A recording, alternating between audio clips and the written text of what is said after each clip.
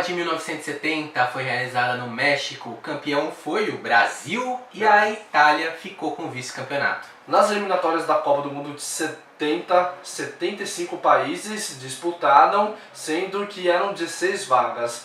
Dessas, 2 vagas já estavam comprometidas, que eram uma para a Inglaterra, atual campeã, e outra para o México, que sediou a Copa do Mundo. Nisso, 14 times disputaram essas 75 times para 14 vagas. Eram 9 vagas para times europeus, uma para a América do Norte, 3 para a América do Sul e uma para a Oceania e uma para a África. E pela quantidade de seleções deu para ver que foi um formato um pouco mais enxuto de Sim. Copa do Mundo, né? Apenas 4 grupos com 4 equipes cada um, e depois de classificados 2 por cada grupo, já fomos direto para as quartas de final, sem oitavas. E é estranho ter tão poucas seleções, né? A seleção que chegou até a final, por exemplo, disputou apenas 6 jogos para se tornar campeã do mundo. E obedecendo um pouco o rodízio que a FIFA fazia entre a Europa e Américas, né? O México foi candidato e praticamente não teve concorrência nessa processo de sediar a Copa de 70. E o Brasil, nesses 6 jogos que disputou, venceu todos, obviamente, ganhou invicto, Primeiro jogo contra a Tchecoslováquia, 4-1, uma goleada. Depois pegou os atuais campeões mundiais, que é a Inglaterra, 1-0. Depois pegou a Romênia deu trabalho, quem diria? 3-2 Brasil contra a Romênia.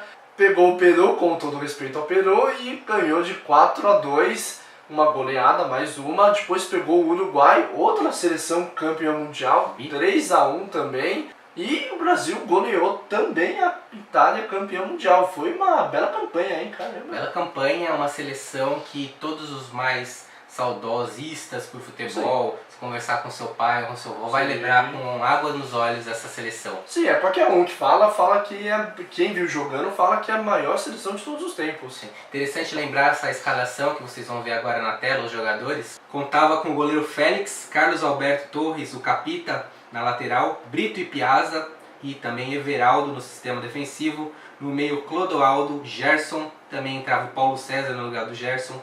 Jairzinho, furacão da Copa, Tostão, Pelé e Rivelino. Que seleção! Baita seleção, rapaz, que monstruosidade, só gênio da bola em campo, hein? Essa seleção era praticamente formada por um esquadrão de camisas 10 lá na frente, né? Só jogador top. Tostão, camisa 10 do Cruzeiro, Pelé, camisa 10 do Santos e Rivelino, camisa 10 do Corinthians. É impressionante. E todos bem em seus clubes, né? Não é que nem a seleção atual, que o cara faz 2 jogos bons e já é convocado. E quanto aos artilheiros, o artilheiro da Copa do Mundo foi o alemão Gerhard Müller, com 10 gols, algo espetacular. 10 gols em 6 jogos. E o Jairzinho também merece crédito, porque ele fez 7 gols em 6 jogos e se mostrou um jogador genial também, assim como o Pelé. Ele fez gols em todas as partidas da Copa do Mundo. Falar do Pelé, chovendo molhado, mas eu acho interessante a gente pegar alguns lances do Pelé, não só lances de gols, lances que ficaram para a história, tão geniais que foram e não foram gols. No estádio Azteca, o Brasil jogou a final contra a Itália, 4-1, estádio lotadíssimo para todos que queriam ver o rei do futebol jogando, a seleção brasileira, bicampeã mundial. Nisso, o Brasil marcou gols memoráveis, aquele primeiro gol do Pelé no cantinho de cabeça. Depois o Gerson faria o segundo gol. O terceiro gol seria de Jairzinho. E o final, aquele toque memorável do Pelé no canto pro Carlos Alberto chegar batendo e fazer aquele golaço. Foi a cereja do bolo. Brasil conquistaria o tricampeonato mundial e levaria a taça Jules Rimet para casa, que consequentemente seria derretida. Ou dizem que foi derretida, ninguém sabe o que aconteceu, né? Ela foi roubada quando estava na sede CBF no Rio de Janeiro e até então ninguém sabe mais do paradeiro. Provavelmente pode estar na minha aliança, pode estar no seu brinco, enfim. É estranho falar em taça Jules Rimet na CBF, né? Já é algo suspeitíssimo hoje. A escolha de um mascote é um assunto bem complicado que daria até uma dissertação de mestrado, né? Até um filme. É um filme. A questão cultural do país acho que deve ser levada em conta, os costumes, os usos do povo, a história do povo. Sim. Né? O que não pode ser feito é um estereótipo, uma generalização, e foi o que aconteceu infelizmente na Copa de 70. Foi escolhido um personagem chamado Juanito, que era um menininho mexicano vestido com a camisa do México, sempre com uma bola perto dele, jogando futebol, e tinha um sombreiro, o tradicional chapéu mexicano, e aqueles cachecóis que os mexicanos usam no pescoço, enfim. Você achou isso um estereótipo? Isso foi um pouco mal visto pela sociedade mexicana, que meio que padronizou o mexicano como o cidadão de sombreiro e como o menininho com o cachecol. É como se no Brasil o mascote fosse um garoto com a camisa Um garotinho Brasil, com a camisa do Brasil. com bandeira na mão, com uma arara no ombro, enfim. Exato, como o Zé Carioca, né? Como o Zé Carioca, um malandro. Enfim, depois disso eu acho que os mascotes foram um pouco mais selecionados, participaram por votações populares, Sim. né?